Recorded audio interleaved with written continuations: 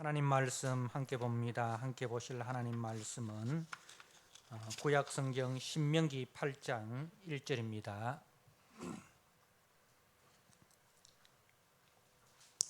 신명기 8장 1절 말씀입니다.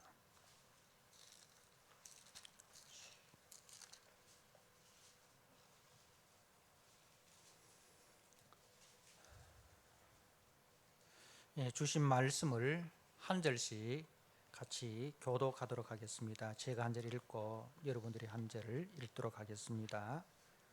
신명기 8장 1절에서 20절입니다. 내가 오늘 명하는 모든 명령을 너희는 지켜 행하라. 그리하면 너희가 살고 번성하고 여호와께서 너희 조상들에게 맹세하신 땅에 들어가서 그것을 차지하리라.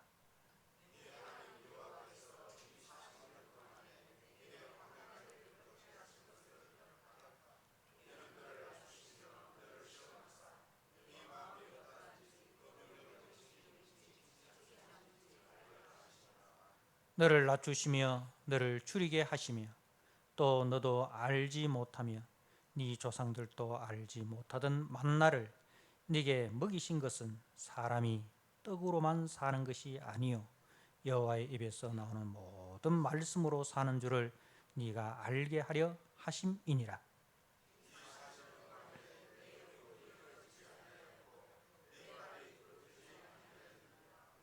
너는 사람이 그 아들을 징계함같이 네 하나님 여호와께서 너를 징계하시는 줄 마음에 생각하고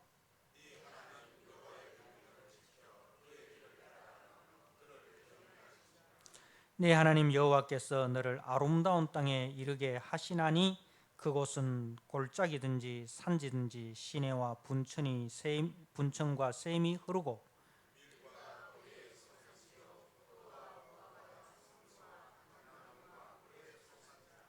네가 먹을 것에 모자람이 없고 네게 아무 부족함이 없는 땅이며 그 땅의 돌은 철이요 산에서는 동을 캘 것이라.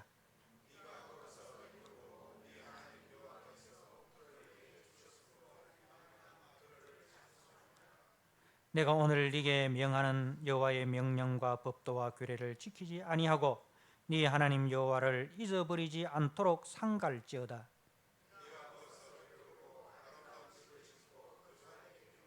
또 네 소와 양이 번성하며 네 은금이 증식되며 네 소유가 다 풍부하게 될 때에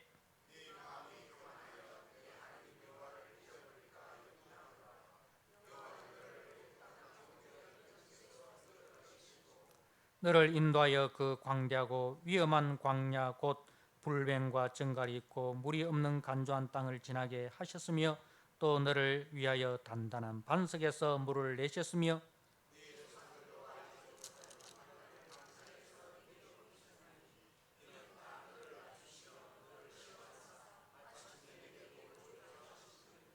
그러나 네가 마음에 이르기를 내 능력과 내 손의 힘으로 내가 이 재물을 얻었다 말할 것이라.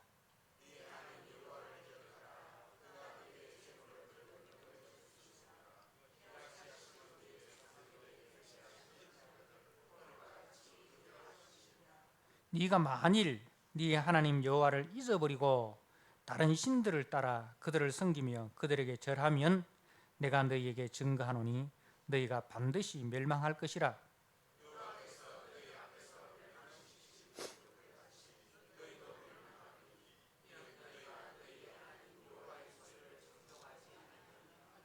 아멘.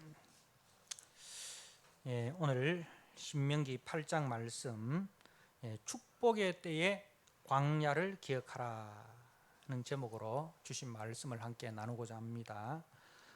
지금 모세는 이제 약속의 땅, 하나님께서 약속하신 가나안 땅을 눈앞에 두고 있습니다. 느보산에서 모압 평지에 서 있는, 그리고 그 뒤에는 요단강이 흐르고 있습니다. 그러니까 그 모압 평지에서 요단강만 건너가면은 이제 하나님이 이 아브라함에게 그리고 이삭과 야곱에게 약속하셨던 그 가나안 땅입니다. 이제 곧 모세는 하나님의 부르심을 받고 이 땅을 떠날 것이지만 하나님께서 모세의 후계자로 세우신 여호수아를 통하여서 이제 요단강을 건너서 하나님이 약속하신 그 약속의 땅 가나안을 차지할 것입니다. 그리고 이제 저들은 그 땅을 정복하고 이제 저들이 짓지 않는 아름다운 집을 얻을 것이고, 그리고 먹어서 배가 부를 것이고, 그리고 가축들은 더 번성할 것이고, 은금은 더 증식하고 소유는 더 풍부하게 될 것을 모세는 내다보고 있습니다. 오늘 7절에서 13절 말씀이 그것을 이야기하고 있습니다. 7절에 보니까 네 하나님 여호와께서 너를 아름다운 땅에 이르게 하시나니 그곳은 골짜기든지 산지든지 시내와 분천과 샘이 흐르고 밀과 보리의 소산지요 포도와 무화과 석류와 감람나무와 꿀의 소산지라. 이 꿀이라는 것은 대추야자를 이야기합니다. 제가 작년에 이스라엘을 갔다 오면서 여러분들에게 대추야자를 이제 조금씩 나눠 드렸는데 그 대추야자가 얼마나 큽니까, 그죠? 꿀의 소산지라는 것은 그게 이제 대추야자가 꿀같이 달잖아요. 꿀의 소산지라. 네가 먹을 것에 모자람이 없고 네게 아무 부족함이 없는 땅이며 그 땅에 돌은 철이요 산에서 동을 캘 것이라. 네가 먹어서 배부르고 네 하나님 여호와께서 옥토를 내게 주셨으므로 말미암아 그를 찬송하리로다. 그러니까 이스라엘의 남쪽은 이제 남쪽 지역은 이제 광야와 가깝기 때문에 그렇게 비옥한 땅이 아닌데 남쪽에서 북쪽으로 올라갈수록 갈릴리 그 호수 쪽으로 올라갈수록 땅은 비옥해집니다. 굉장히 비옥해집니다. 그래서 우리가 잘 아는 무깃도 있잖아요, 그죠?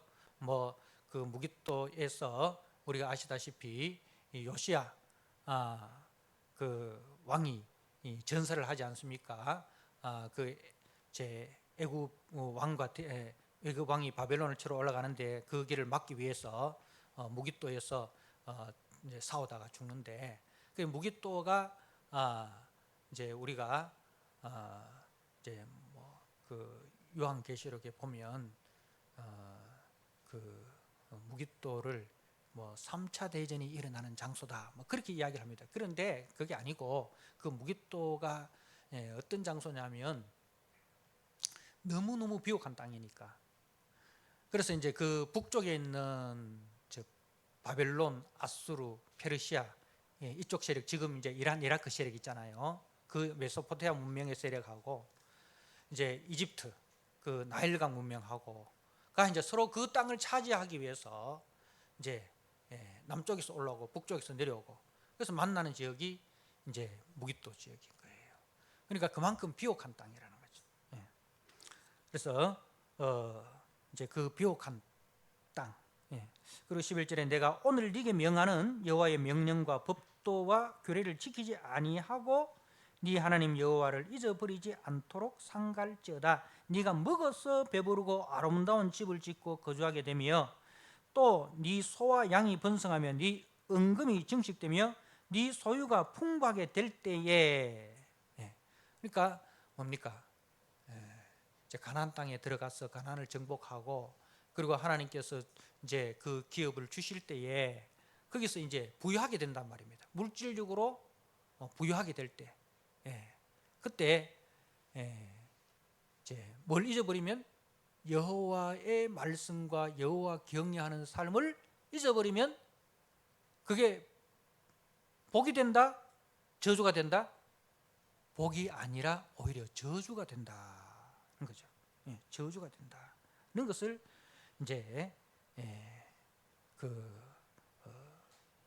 모세가 경고하는 것입니다. 그래서 14절 말씀에 네 마음이 교만하여 여호와를 잊어버릴까 염려하노라. 그러니까 이제 모세가 염려하는 것이 뭡니까? 예, 모든 것이 풍부할 때, 모든 것에 부족함이 없어질 때, 예, 그럴 때 마음이 교만하다는 건 뭡니까? 하나님 없어도 나 살 수 있어. 이게 교만이에요. 하나님 없어도 돈이 있으면 살 수 있어. 그러니까 애들이 이제 이런 생각 가진 거예요. 아, 엄마 아버지 없어도 냉장고에 음식이 가득 있고 휴대폰 있고 게임기 있고, 그러면은 엄마 아버지 없어도 돼. 용돈만, 아버지 엄마는 용돈만 두둑이 주면 돼. 냉장고에 먹을 것만 가득 채워 놓으시면 돼. 휴대폰만 안 빼앗고 게임만 계속 할 수 있도록, 내 하고 싶은 거 다 할 수 있도록. 그러니까 이제 모든 것에 부족함이 없는데 엄마 아버지는 뭘 해주는 사람? 내 필요를 채워주는 사람, 내 필요를 채워주는 수단 정도로 생각하는, 그게 가장 위험한 거라는 거죠. 이스라엘이 바로 그거예요. 하나님은 어떤 분이냐? 내 필요를 채워주는 분이다. 하나님을 내 필요를 채워주는 분 정도로만 인식을 하는 거예요. 그러면 그 필요가 다 채워지면 하나님 필요 있습니까? 없습니까? 필요 없어지는 거예요. 그래서 그걸 뭐라고 했냐면은 교만이라는 거죠. 교만. 하나님을 잊어버리고 눈에 보이는 그 나의 배를 충족시켜주는, 나의 그 본능을, 나의 본성을 채워주는 것으로 만족하며 살아가는 것, 이걸 이제 교만이라는 거죠. 자, 그래서 이제 그때가 되면 이 사람들이 어떻게 이야기를 하느냐. 17절 말씀을 보십시오. 17절에 그러나 네가 마음에 이르기를, 이렇게 모든 것에 부족함이 없을 때 말입니다. 모든 것이 다 채워질 때, 모든 것이 다 채워질 때 마음에 이르기를 내 능력과 내 손의 힘으로 내가 이 재물을 얻었다 말할 것이라. 그러니까 하나님이 주신 모든 은혜와 하나님이 주신 모든 축복과 하나님이 주신 모든 선물을 하나님이 주신 것으로 인정하지 아니하고 내 능력으로, 내 힘으로, 내 손으로 이 재물을 얻었다. 이렇게 이제 말하게 된다는 거죠. 그러니까 오늘 우리가 그 오전 예배 전에 우리 장로님을 통해서 십계명 말씀을 잠깐 들었습니다. 그죠? 도둑질하지 마라는 그 말씀의 전제가 뭐예요? 모든 것의 주인은 하나님이시고 우리는 그 하나님의 청지기다.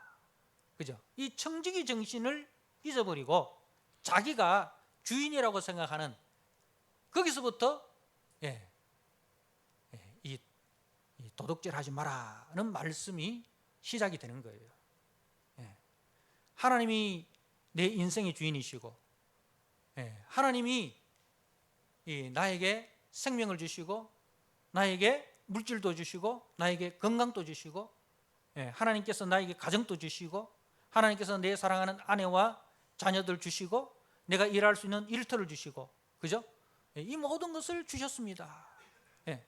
그래서 이제 그 하나님의 은혜로 내가 여기까지 살아왔습니다. 내 인생의 주인은 주님이십니다. 내 물질의 주인은 주님이십니다. 내 가정의 주인은 주님이십니다. 나는 그 주님의 청직입니다. 그래서 주님이 필요로 하는 것에, 주님이 서시겠다 하는 것에 나는 내어놓는 청지기가, 그죠? 여기 이 사람한테 얼마를 갖다 드려라, 저기 저 사람한테 뭘 갖다 드려라, 이렇게 하면 청지기는 내 주인님 하고 그렇게 순종해야 되는데 근데 주인을 없애버리겠다는 거예요. 주인을 없애버리고 내가 주인의 자리에 올라가겠다는 거예요. 내가 주인의 자리에 올라가겠다. 그게 이제 누굽니까? 아담과 하와다 이 말입니다. 자신이 하나님의 자리에 올라가서 자신이 선악의 기준이 되고, 그죠? 자신이 선악의 기준이 되어서 모든 것을 판단하고 모든 것을 결정하겠다. 그것이 교만이라는 겁니다. 이제 모세가 염려하는 것이 바로 이것이었습니다. 네 마음에 이르기를 내 능력과 내 손의 힘으로 내가 이 재물을 얻었다 말할 것이라. 그래서 네 하나님을 기억하라. 그가 네게 재물 얻을 능력을 주셨습니다. 네 하나님을 기억하라. 하나님이 네게 재물 얻을 능력을 주셨습니다. 이것을 기억하라는 것입니다. 그래서 모세는 이를 대비해서 다시 한번 강조합니다. 2절 말씀, 네 하나님 여호와께서 이 40년 동안에 네게 광야 길을 걷게 하신 것을 기억하라. 이 광야 40년을 걷게 하신 그 목적이 뭐냐? 이는 너를 낮추시며 너를 시험하사 네 마음이 어떠한지 그 명령을 지키는지 지키지 않는지 알려 하심이라. 오늘 말씀에 보면 낮추시며라는 말이 3번이나 반복되어 있습니다. 2절에 낮추시며 되어 있죠. 3절에 너를 낮추시며 되어 있죠. 그리고 16절에도 이제 이는 다 너를 낮추시며라고 되어 있습니다. 이 광야의 기간은 이 교만한 것을 낮추는 기간이에요. 교만은 뭐라고 했죠? 하나님 없이도 살 수 있어 라는 그게 교만인데, 광야는 뭘 훈련하는 것입니까? 무엇을 훈련하는 것입니까? 하나님 없으면 나 아무것도 아니야. 하나님 없으면 나 아무것도 아니야. 세상 모든 것이 없어도 하나님만 있으면 돼. 하나님이 나의 전부입니다. 하나님이 나의 전부입니다. 이것을 가르치는 학교가 광야 훈련 학교라는 겁니다. 자, 낮추심이라는 것은 원어에 보면 원어의 뜻은 괴롭게 하다, 억압하다, 겸손하게 하다는 뜻입니다. 괴롭게 하다, 억압하다, 겸손케 하다. 그러니까 광야 40년의 기간은 이스라엘로 하여금 괴롭고 힘든 생활을 통해서 겸손을 함양하는 기간이었다는 겁니다. 그러니까 광야 40년은 단지 불순종에 대한 징벌이 아니라, 불순종에 대한 징벌이 아니라 하나님을 의지하고 하나님의 말씀에 순종하는 것을 배우는 교육 기간이었다는 겁니다. 여러분, 우리가 민수기 14장 33절에 보면 광야 40년이 시작되는 계기가 있습니다. 이게 이제 12 정탐꾼들이 가나안 땅에 들어가서, 그죠? 정탐을 하고 와서 하는 보고가 뭡니까? 그 땅은 좋은데 거기 사는 사람들은 다 거인 족속들이고 성곽은 크고 성벽은 높아서 우리는 저들 앞에서 메뚜기와 같다. 저들의 보기에는 누가 빠져 있습니까? 하나님이 빠져 있습니다. 그리고 하나님의 언약의 말씀이 빠져 있습니다. 철저하게 누구의 눈입니까? 사람의 눈으로 본 것. 사람의 눈으로 본 것만 보고를 합니다. 그리고 그 보고를 들은 이스라엘 백성들은 어떻게 합니까? 철저하게 하나님을 제어시켜 버립니다. 그리고 망했다, 죽었다, 다시 애굽으로 돌아가자. 하나님께서 베푸신 그 구원의 은혜를 무의로 돌려버리고 다시 종되었던 애굽으로 돌아가고자 하는 거예요. 다시 말해서 누구의 지배를 받자? 하나님의 지배가 아니라 애굽 왕의 지배를 받자는 거예요. 왕을 교체하자는 겁니다. 그 왕을 교체하는 게 뭐예요? 반역이잖아요, 그죠? 왕을 교체하는 게 반역이에요. 그 반역을 누가 제일 먼저 저질렀습니까? 아담과 하와가 제일 먼저 저질른 거예요. 그러니까 하나님의 그 구속의 은혜를 다 배설물로 여겨버린 거예요. 하나님의 그 구속의 은혜를, 예수 그리스도의 그 십자가의 대속의 은혜를 배설물로 여겨버리고 다시 애굽의 종으로 돌아가자. 그 개가 토하였던 그것을 다시 집어삼키는 것과 같은 그런 죄를 범한 것입니다. 그래서 이제 거기서 광야 40년이 시작되는데, 그리고 이후에도 끊임없는 그 반역과 배교를 반복합니다. 자, 그때마다 하나님께서는 혹독한 징계를 내리십니다. 우리가 이제 아셔야 될 것은 이제 이스라엘 백성들이 애굽에서 나왔잖아요. 나와서 그 홍해 앞에서도 역시 원망하고 불평했잖아요. 그죠? 근데 홍해 앞에서는 원망하고 불평해도 하나님이 징계하셨어요? 안 했어요? 안 했죠. 하나님께서 은혜로 홍해를 가르셨습니다. 그리고 그 땅을 마른 땅같이 건너게 하셨습니다. 그런데 그 이후에, 홍해를 건너고 난 이후에 이제 3일 길을 걸었는데 물이 없었습니다. 그죠? 그리고 양식이 없었습니다. 그때 이제 원망하고 불평하면 하나님 어떻게 하십니까? 징계를 하십니다. 무슨 뜻이냐? 무슨 뜻이냐?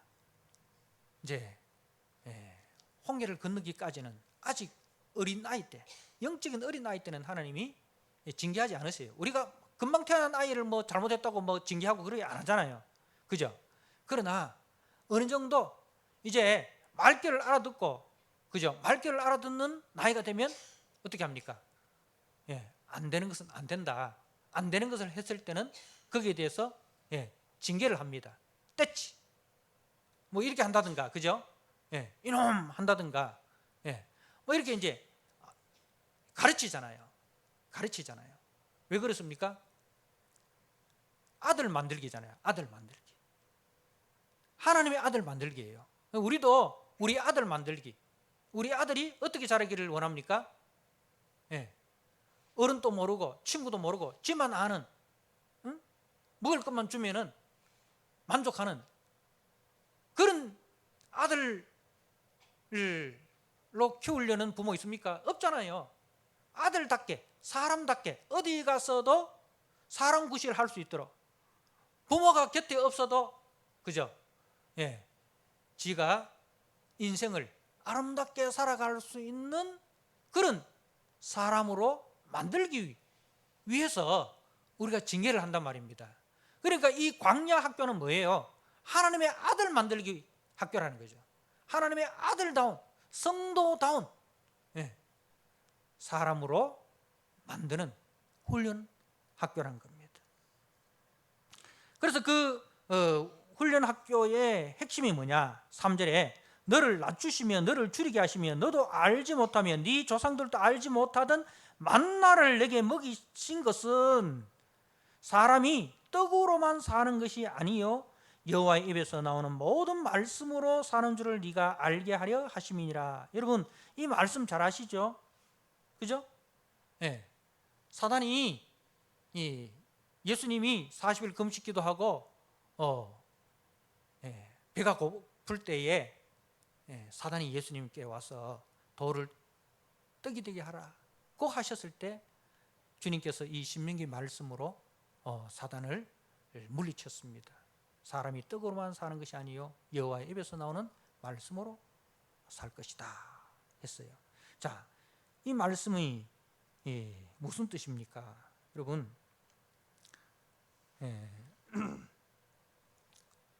떡을 먹이신 분이 누구십니까? 오늘 말씀에 보니까 네 조상들도 알지 못하던 만나를 내게 먹이신 것은, 떡을 먹이신 분이 누구십니까? 떡을 공급하신 분이 누구십니까? 하나님이시라는 거죠. 그러니까 여러분 우리가 자식을 낳고 키울 때를 한번 생각해 보십시오. 자식을 낳았습니다. 그때부터 그 자식은 자기의 생존을 자기가 책임집니까? 태어나자마자 아이고 오늘 점심 뭐 먹지? 오늘 저녁 뭐 먹지? 하고 걱정하고 뭐 일거리 찾고 구직 뭐 사이트 들어가서 보고 안 하잖아요. 모든 책임은 누가 집니까? 부모가 지잖아요. 그죠? 우리가 애를 가졌을 때부터 이제 애가 태어나면은 예, 예, 입을 옷도 준비하고 신발도 준비하고 그죠? 다 이렇게 준비를 다 합니다. 예. 그러니까 하나님께서 예, 사람을 먼저 만드셨습니까? 사람이 살아갈 환경을 먼저 만드셨습니까? 사람이 살아갈 환경을 먼저 만들어 놓고 사람을 만드셨어요. 그죠? 예. 사람이 살아갈 수 있는 모든 환경을 6일 동안 다 만드시고 마지막에 사람을 만드셨습니다. 예. 그 모든 것을 사람에게 선물로 주셨습니다. 사람이 살아갈 수 있는 선물로 다 주셨어요. 예. 그러니까 떡을 먹이신 분이 하나님이시라는 거죠. 생존을 책임져 주신 분이 하나님이시다. 예. 그러면 우리가 해야 될 일은 뭐냐? 생존에 대한 염려가 아니라 뭐에 대해서 우리가 고민하고 뭐에 대해서 우리가 관심을 가져야 된다? 하나님의 아들 되기. 어떻게 하면 내가 하나님의 아들답게 내가 살아갈 수 있을까? 이걸 고민을 해야 된다는 거죠. 이게 만나의 영적 의미인 예수 그리스도께서 주시는 생명, 그죠? 만나는 하늘 양식이신 예수님을 예표하지 않습니까? 그래서 우리는 육신의 양식으로 살아가는 사람이 아니라 생존이 목적이 아니라 생명이 목표인 사람이다. 생존을 얻기 위해서 예수를 믿는 게 아니라 생명을 얻고 그 생명을 풍성케 누리기 위해서 우리는 예수를 믿는 것이다. 그게 우리 예수 믿는 목적입니다. 생존이 목적인 사람은 생존의 문제가 해결되면 예수 필요 없습니다. 예수를 떠나버립니다. 예수를 이처럼 믿는 사람들이 있어요. 자기의 생존을 위한 수단으로 예수를 믿는 사람이 있어요. 그러면 생존의 문제가 해결된 사람은 떠나버립니다. 우리가 복음을 전할 때도 잘못 전하면 이상한 복음을 전하게 되는 거예요. 예수 믿으면 병 낫습니다. 예수 믿으면 부자 됩니다. 물론 예수 믿고 부자 되기도 하고 예수 믿고 병 낫기도 합니다. 근데 어떤 사람은 예수 믿고 병 걸리기도 하고 어떤 사람은 예수 믿고 가난해지기도 합니다. 근데 우리가 뭐 진짜 복음을 전하는 하나의 접촉점으로 그렇게 이야기를 할 수 있어도 진짜 배고픈 사람한테 먼저 빵을 주고 시작하는 병을 고쳐주고 뭐 그렇게 하는 것도 중요하지만 그러나 거기서 멈추면 안 돼요. 그게 목적이 되어서는 안 된다는 거죠. 반드시 저들에게 예수 믿는 목적이 생존이 아니라 생명이라는 사실. 사람은 생존을 위해서 하나님께서 우리를 만드신 것이 아니라 하나님의 영광에 이르도록 하기 위해서 우리를 만드셨다는 사실을 가르쳐야 됩니다. 그래서 이제 하나님께서 만나와 생수를 40년 동안 공급해 주셨습니다. 그죠? 그 40년 동안 만나와 생수를 공급해 주신 목적이 뭡니까? 우리로 하여금 하나님의 입에서 나오는 말씀대로 살아가게 하기 위함이다는 거예요. 생존은 내가 책임질 테니까 너는 생명의 일에 관심을 가져라. 그 뜻인 거예요. 우리가 우리 자녀들에게 먹을 거 입을 거 다 학비 다 대주고 다 하잖아요. 그죠? 태어나서부터 애들이 장성할 때까지 심지어는 시집 장가 갈 때까지 우리가 애들한테 필요한 모든 것을 다 공급해 주잖아요. 그러면서 부모가 원하는 건 뭡니까? 너는 사람답게 사는 것을 배워라. 학교에 가서 또 친구들과도 사귀면서 또 사람들과도 상대하면서 사람답게 사는 것이 뭔지를 고민하고 사람답게 사는 그런 인생이 되라. 그죠? 우리가 그게 이제 우리 이 가정교육의 목표 아닙니까? 네가 꼭 의사가 되라. 네가 뭐 꼭 검사가 되라. 그렇게 가르치면 안 돼요. 의사가 되어도 지만 아는 의사가 되고 검사가 되어도 지만 아는 검사가 되고 뭐가 되어도 지만 아는 사람 되면은 뭐예요? 그런 사람이 높이 올라갈수록 주변 사람이 불행해집니다. 그죠? 지만 아는 사람이 지도자가 되고 지만 아는 사람이 높이 올라가고 만 명을 거느리고 10만 명을 거느리면 그 사람들은 다 불행해집니다. 예. 우리는 그런 사람이 아니라 어떤 사람? 사람다운 사람.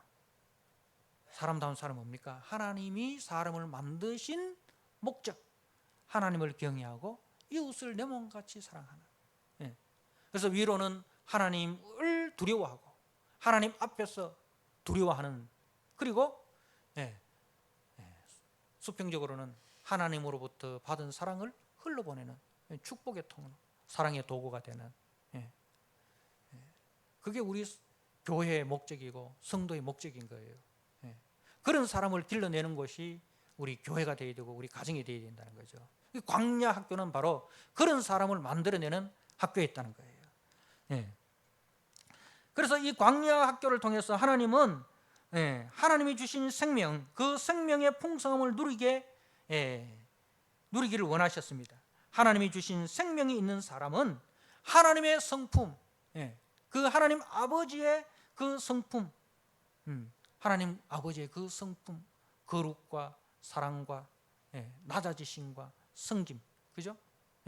오늘 우리가 복음성을 보냈던 것처럼 그 사마리아의 그 우물가에 그 한 여인, 그 한 여인을 구원하시기 위해서 그 뜨거운 광야길을 걸어서 사마리아 우물가에 가셔서 그 여인에게 말을 거시고, 그죠? 그 여인의 진짜 필요한 것을 채워주시는, 그게 뭡니까? 하나님의 사랑 아닙니까? 그죠? 그래서 우리의 눈은 항상 어디를 향해 됩니까? 정말 사마리아 우물가 여인처럼 세상 모든 것을 다 가져도 하나님 없으면 공허한 그 영혼들을, 그 영혼을 불쌍히 여기고 그 영혼에게 정말 하나님의 사랑을 보여주고 하나님의 은혜를 보여주고, 그게 우리 성도들의 삶의 비전이 되어야 되지 않겠습니까? 그래서 그 하나님의 사랑, 그 하나님의 성품은 그 하나님의 성품을 자신의 신앙으로, 자신의 인격으로 채워지는, 그리하여서 어떤 형편에서도 하나님을 사랑하고 하나님의 성품을 드러내고 이웃을 사랑하는 사람으로, 그래서 하나님의 성품의 그 사랑이 마음에 충만하게 채워지고 그 사랑이 이웃에게 흘러보내는, 그게 뭡니까? 낮아짐이라는 거죠. 그게 낮아집니다. 그게 낮아집니다. 그게 청지기 정신이라는 거죠. 그게 종의 정신이라는 거죠. 이것을 훈련하기 위해서 하나님은 광야 40년을 그렇게 보내신 것입니다. 그러니까 어떻게 보면 이 광야 40년도 부족했죠. 그래서 어떻든 하나님이 중심이고 하나님이 기준이고 하나님이 옳고 하나님께 맞추는 인생으로 만드시겠다는 겁니다. 그리고 이웃과의 관계에서도 내가 중심이 아니고 내가 기준이 아니고 이웃이 기준이고 이웃이 중심이고 이웃의 소리에 대해서 귀를 기울이고 이웃의 형편에 이제 내 형편을 맞추어주는, 그러니까 정말 우리가 눈높이, 이웃의 그 높이에서 내 눈을 맞추는 거예요. 신앙생활은 바로 끊임없는 이 싸움입니다. 끊임없는 이 싸움. 내가 기준이 되고자 하는 것에서 벗어나서 하나님이 기준입니다. 하나님이 중심입니다. 하나님이 옳습니다. 그리고 이웃과의 관계에서도 이웃이 기준이 되어야 되고, 이웃이 옳고, 그 이웃의 소리에 내가 귀를 기울이고, 그 이웃의 눈높이로 낮아지는 것. 그래서 그 사람을 만나면 이웃이 무장해제를 합니다. 무장해제를 하는 거예요. 우리가 좀 편안한 사람 만나면 어떻습니까? 무장해제를 하잖아요. 좀 불편한 사람 만나면 어떻습니까? 마음을 단디 먹잖아요. 내가 헛소리 안 해야 될 낀데, 괜히 말하다가 헛소리 나가지고 신기를 건드리면 안 되지. 책 잡히는 말을 하면 안 되지. 근데 편안한 사람 좀 만나면 어떻습니까? 무장해제를 합니다. 좀 실수해도 괜찮고, 그죠? 실수해도 다 이해해주고, 좀 내가 헛소리해도 다 이해해주고, 그런 사람 만나면 편안하잖아요. 그런 사람 만나면 일단 옷부터 벗고 좀 편안한 자세, 허리도 좀 풀고, 예, 예, 그런 사람. 우리 예수 믿는 사람들은 좀 그런 사람이 돼야 돼. 우리를 만나는 사람들이 좀 무장해제를 하는, 옷도 벗고 허리도 좀 풀고 편안하게 앉아서 밥도 좀 편안하게 먹고, 예? 뭐 이렇게 좀 실수해도 거기에 대해서 무슨 말이 나올까 염려 안 하고, 내가 좀 헛소리 좀 해도 내 소리가 다른 사람한테 들려진다는, 전해지지 않는다는, 철저하게 나를 지켜주고 나를 사랑해주고 나를 이해해주는 사람이라는 걸 내가 알기 때문에, 그게 우리 예수 믿는 사람들이 돼야 돼. 품이 넓은 사람이 돼야 돼. 품이 넓은 사람, 품이 좁은 사람이 되면 안 돼. 품이 좁아가지고 바늘 하나도 들어갈 틈이 없는, 틈이 없고 품이 없으면 옆에 사람이 굉장히 불편해져요. 좀 우리는 옆에 사람을 좀 편안하게 해줄 수 있는 그런 사람이 되어야 됩니다. 그래서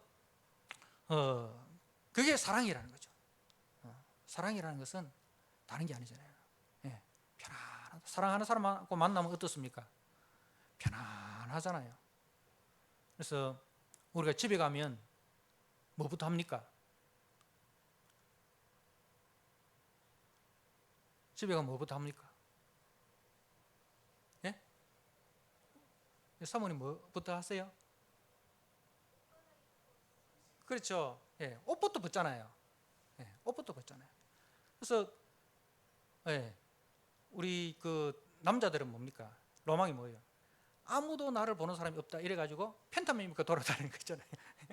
근데 어느 날 갑자기 우리 집 앞에 아파트가 써가지고 그 아파트에서 우리 집을 다 내려다 본다. 불편하잖아요. 그래서 커튼 닫고 그러잖아요. 그러니까 우리가 집이라는 것은 어떤 편한 항이니까 그 주장스러운 걸 다 벗어버리는. 그래도 아무도 흉보지 않잖아요. 그러니까 우리가 좀 편안한 사람 만나면 그 주장스러운 거 다 이렇게 내려놓을 수 있는, 그래도 그것이 전혀 흉이 되지 않는, 물론 우리가 뭐 사랑은 물에 행해서는 안 됩니다만은 어떻든 이제 품이 넓은 사람이 되지 않은 거죠. 하나님은 우리 성도들을 그렇게 좀 품이 넓은 사람. 하나님은 어떤 분일 것 같아요? 우리가 하나님 앞에 실수하는 것 좀 그걸 이렇게 하면 하나님 화내실 텐데, 그런 거 걱정 안 해도 됩니다. 옛날에는 막 여자들이 강대상 올라가면 막 하나님 진노하신다고 막 했어요.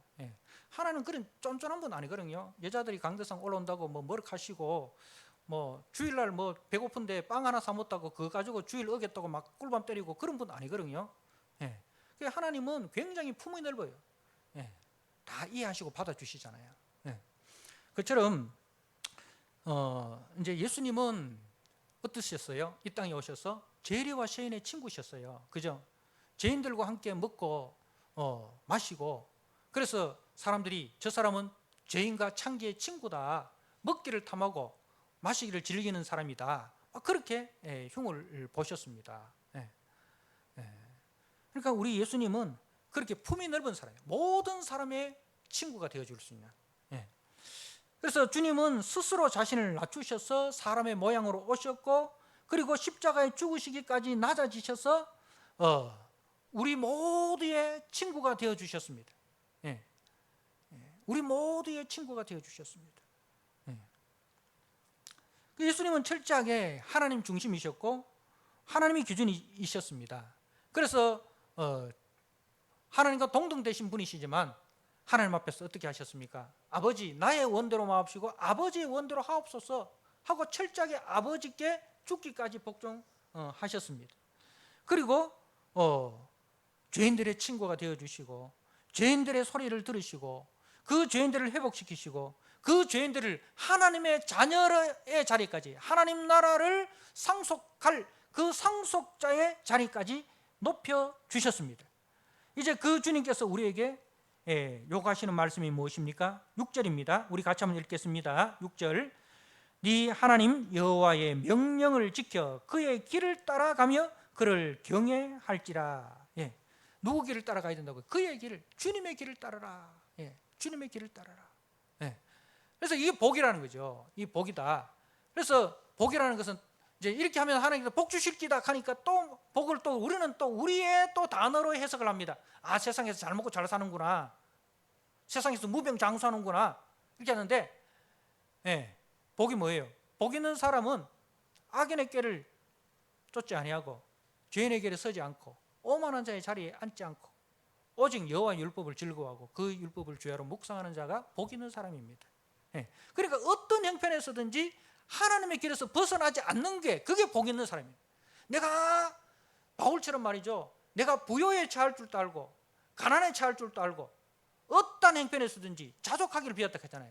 그러니까 내가 부요하다 해서 교만해서 하나님 없이도 이 물질만 있으면 돼 하는 어리석은 부자, 그죠? 가 되지 않고, 가난하다고 해서 비굴해지거나 가난하다고 해서 하나님 원망하거나 불평하거나 하지 않고, 가난한 가운데서도 하나님의 주인 되심을 인정하고 그 가난한 가운데서도 하나님을 사랑하고 이웃을 사랑할 수 있는 믿음으로 살아가는, 예, 그런 사람, 그게 복이에요. 그게 복 있는 사람이라는 거죠. 꼭 우리가 복 있는 사람이라고 할 때 세상적인 것을 생각하면 안 됩니다. 복 있는 사람은 가난해질 수 있어요. 복 있는 사람도 가난해질 수 있어요. 복 있는 사람도 아플 수 있어요. 복 있는 사람도 사업에 실패할 수 있어요. 복 있는 사람도 자녀들의 문제가 있을 수 있고 가정에 어려움이 있을 수 있어요. 욥이 그렇지 않습니까? 그죠? 그럼에도 불구하고 하나님을 떠나지 않고, 그럼에도 불구하고 하나님 붙들고, 그럼에도 불구하고 십자가 길을 걸어가는 것, 그게 복 있는 사람이라는 거죠. 예. 사랑하는 성도 여러분, 주님께서 그 길을 걸어가셨습니다. 그래서 주님이 우리에게 뭐라고 말씀해요? 나의 멍에를 메고 내게 배우라, 나의 멍에를 메고 내게 배우라 라고 하셨습니다. 사랑하는 성도 여러분, 지금 우리는 풍요로운 가나안 땅에 살고 있습니다. 부족함이 없는 삶을 살고 있습니다. 그렇지만은 우리는 절대로 이 가나안의 문화, 세상 문화와 세상 가치관에 속해서는 안 됩니다. 이 풍요한 가나안 땅에서 광야의 훈련과 광야의 정신을 기억해야 됩니다. 내게 주어진 모든 것이 주님이 주신 축복이고 주님이 주신 은혜고 선물임을 기억해야 됩니다. 그리고 주님이 주신 그 모든 것으로 주님의 뜻을 이루는 도구로 사용하는 인생, 내 인생의 주인이, 내 물질의 주인이 주님이시고 나는 청지기일 뿐입니다. 주님의 뜻대로 살아야 하고 주님의 뜻대로 교회를 섬기고 주님의 뜻대로 이웃을 섬기고 그렇게 살아가는 거룩한 자녀로 훈련하기 위해서 주님은 오늘 또 우리를 광야 학교에서 우리를 훈련하고 계십니다. 이 광야 학교를 정말 하나님의 뜻대로 잘 훈련받으셔서 하나님의 뜻대로 귀하고 복되고 아름답게 잘 쓰임받아서 여러분과 우리 교회를 통해서 주변에 많은 사람들의 입에서 하나님의 영광과 하나님의 이름이 높여지는 그런 은혜가 있으시기를 주님의 이름으로 축복합니다. 아멘. 우리 하나님 아버지 감사합니다. 광야 40년을 하나님께서 훈련하신 이유와 목적이 어디 있는지를 우리가 보았습니다. 하나님 아버지, 이 광야 나그네 인생 살아가는 동안 하나님이 훈련하시는 그 훈련을 잘 받게 하여 주옵소서. 하나님, 우리가 어떠한 형편에서든지 이 하나님의 말씀에서 벗어나지 않게 하여 주시고 하나님 경외하는 길에서 벗어나지 않게 하여 주옵소서. 그래야 우리가 하나님의 성품을 더 담고 하나님의 그 마음을 더 담아서 우리가 가는 곳마다 하나님의 그 성품, 거룩과 영광과 은혜와 평강과 사랑이 나타나게 하여 주옵소서. 그래야 우리를 만나는 사람들이 우리 앞에서 무장해제를 하고 정말 자기들의 마음에 있는 소리를 다 아버지 이야기할 수 있고 자기들의 고민과 자기들의 걱정거리와 자기들의 그 우울한 감정까지 다 드러내놓고 기도를 부탁하고 또 위로를 부탁하고 또 격려를 부탁하는 그런 아버지 품이 넓은 성도들이 되게 하여 주옵소서. 한 주간 또 세상 속에서 정말 우리가 품이 넓은 사람이 되어서 우리를 통해서 많은 사람들이 위로를 받고 많은 사람들이 정말 격려를 받고 많은 사람들이 삶의 용기와 삶의 기운을 얻게 되는 한 주간이 되게 하여 주옵소서. 예수님께 하신 이름으로 감사하며 기도드리옵나이다. 아멘.